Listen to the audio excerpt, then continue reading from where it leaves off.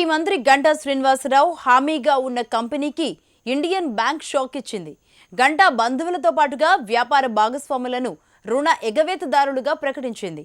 Indian bank నుంచి తీసుకున్న రుణాలు తిరిగి చెల్లించకపోవడంతో వారిని రుణ ఎగవేతదారులుగా పరిగణించిన బ్యాంక్ అధికారులు ఆస్తుల స్వాధీనానికి నోటీసులు, పత్రికా ప్రకటనలు జారీ చేశారు. తీసుకున్న రుణాలని వడ్డీతో సహా చెల్లించాలని బ్యాంకు పలుమార్లు డిమాండ్ నోటీసులు జారీ చేసినా పట్టించుకోకపోవడంతో చివరి అస్త్రంగా వారు హామీగా పెట్టిన ఆస్తుల్ని స్వాధీనం చేసుకుంటున్నట్లుగా బ్యాంక్ పత్రికా ప్రకటనలు జారీ చేసింది.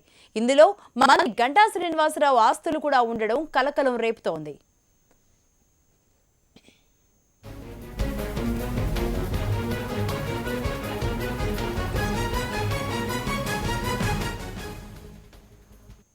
₹141 కోట్లకు పైగా రుణం తీసుకుని తిరిగి చెల్లించకపోవడంతో Pratyusha resources and infra company ఆస్తులను స్వాధీనం చేసుకుంటున్నట్లుగా ప్రకటించింది. ఈ కంపెనీ రుణంగా తీసుకున్న మొత్తం వడ్డీతో కలిపి సుమారు ₹196,51,00,000 కాగా దాన్ని సకాలంలో చెల్లించకపోవడం, నోటీసులు ఇచ్చినా స్పందించకపోవడంతో హామీగా పెట్టిన ఆస్తుల్ని స్వాధీనం చేసుకుంటున్నట్లుగా తెలిపింది. ఈ రుణానికి మంత్రి గంటాతో పాటుగా మరికొందరు హామీదారులుగా ఉన్నారు.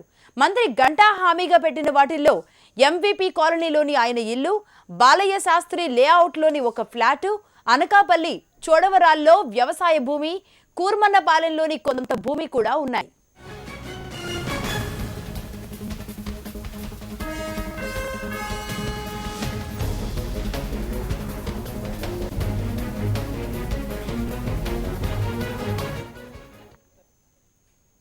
అయితే తాను గ్యారంటీర్నే గాని డిఫాల్టర్ను కాదని మంత్రి గంటా శ్రీనివాసరావు వివరణ ఇచ్చారు.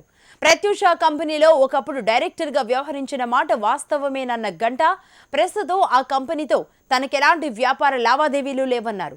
Pratyusha resources and infra company Indian బ్యాంకులో తీసుకున్న రుణాలకు గ్యారంటీర్గా ఉన్నందునే తనకు కూడా నోటీసులు ఇచ్చారని వివరణ ఇచ్చారు గంటా.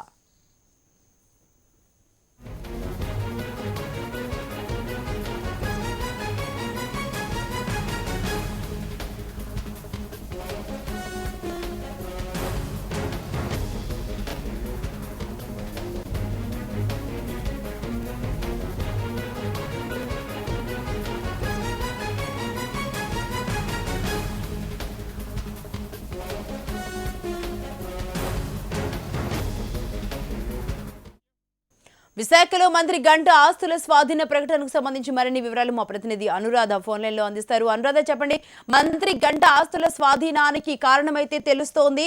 గ్యారంటీర్గా ఉన్నానే కానీ తనకి ఎలాంటి సంబంధం లేదని గంటా అయితే వివరణ ఇచ్చారు. కానీ బ్యాంక్ అధికారులు ఏమంటున్నారు? గ్యారంటీర్గా ఉన్నవారికి కూడా ఖచ్చితంగా నోటీసులు వస్తాయి.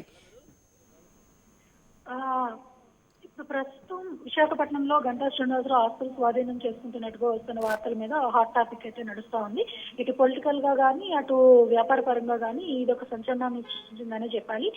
ఈ గంటా శ్రీనివాసరావు ఒకప్పుడు డైరెక్టర్ గా ఉన్న ప్రత్యూష రిసోర్సెస్ అండ్ ఇన్ఫ్రా కంపెనీకి సంబంధించిన ఆస్తుల్ని స్వాధీనం చేసుకుంటున్నట్టుగా ఇండియన్ బ్యాంక్ ఒక ప్రకటన అయితే పత్రికా ప్రకటన చేయడం జరిగింది. అందులో 196 కోట్లకు వాళ్ళు బకాయి పడినట్టుగా ప్రత్యూష కంపెనీ ఆ బకాయి చెల్లించిన కాలంలో మేము ఆస్తులు స్వాధీనం చేసుకుంటున్నట్టుగా వాళ్ళైతే ప్రకటన చేయడం జరిగింది. అయితే ఇందులో ముఖ్యంగా ఈ విషయం ఇంత హైప్ అవడానికి కారణం ఏంటంటే మంత్రి గంటా శ్రీనివాసరావు ఈ మొత్తం రుణానికి ఒక గ్యారంటీర్ గా ఉండటం అనేది ఇది ఒక ప్రత్యేకతని సంతరించుకుంది.